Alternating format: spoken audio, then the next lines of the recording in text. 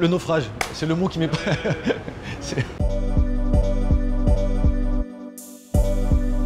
Actuellement, je suis le chef pilote, donc le pilote le plus expérimenté avec 250 plongées à mon actif. Avant toute chose, être pilote, c'est pratiquer un métier de passion. C'est un métier formidable, c'est une grande chance de pratiquer ce métier-là. On est acteur d'une aventure formidable de l'exploration des grands fonds marins. Bon, bien sûr, il y a un engagement. C'est un métier qu'on pratique dans des environnements extrêmes. Mon rôle sur la campagne Bicos 3, c'est d'une part ma fonction de pilote, c'est-à-dire que je vais plonger un jour sur deux, mais également j'ai un rôle de chef d'opération, c'est-à-dire que j'ai la responsabilité de la sécurité du sous-marin, la sécurité de l'équipe sous-marin et l'étude avec le chef de mission de toutes les stratégies de plongée et les tactiques de prélèvement.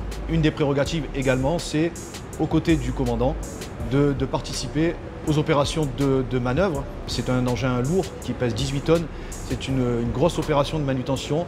Donc il y a cette responsabilité également de le déployer, le mettre à l'eau. Également toute cette organisation, encore une fois, entre le commandant et le chef d'opération, de récupération du sous-marin pour le remettre à bord tous les soirs. Devenir pilote, c'est une grande aventure.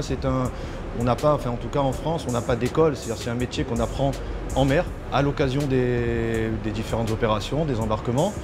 Et donc moi, mon rôle en tant que chef pilote, c'est de détecter des profils.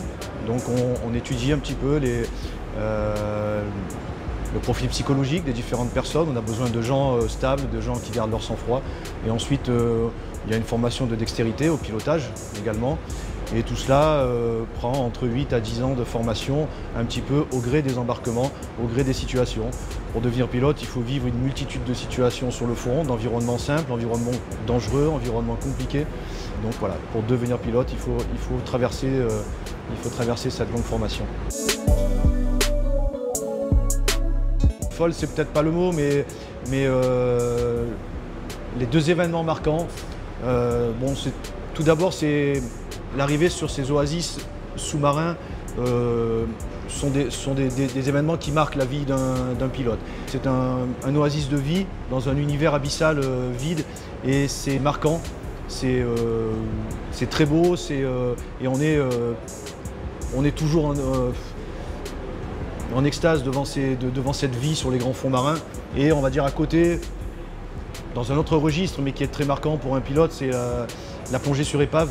Donc moi j'ai eu l'occasion de participer à la mission suite au naufrage du pétrolier Prestige, qui a été un drame écologique. Je suis intervenu sur l'épave une fois au fond. Et ça c'est aussi des événements marquants parce qu'une épave de 300 mètres posée sur le fond, c'est quelque chose qui n'est pas à sa place. Le sous-marin est très petit à côté. C'est un environnement très engagé, très dangereux et où on attend de nous des actions pour filmer, essayer d'obstruer certaines fuites et surtout essayer d'expertiser les raisons du naufrage.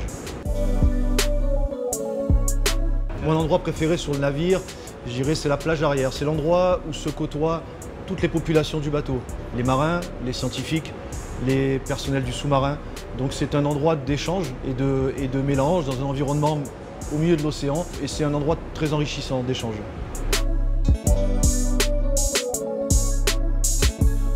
Nous, dans notre spécialité, c'est l'aboutissement de notre métier, puisque lorsqu'on est projeté en opération sur un navire de la flotte, c'est qu'on va pratiquer notre métier. Chaque embarquement est une satisfaction. Là, nous sommes actuellement sur le Pourquoi pas, le navire amiral de la flotte. C'est un privilège à chaque fois qu'on est projeté sur un navire de la flotte océanographique française.